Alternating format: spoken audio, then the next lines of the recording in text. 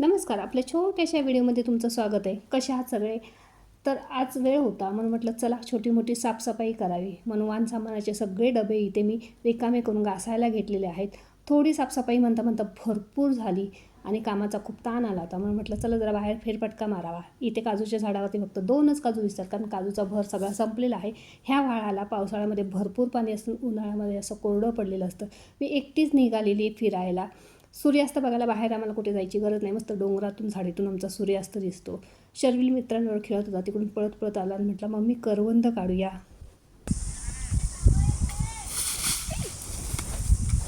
जायशील खाशी मुंगे तिथे शर्विल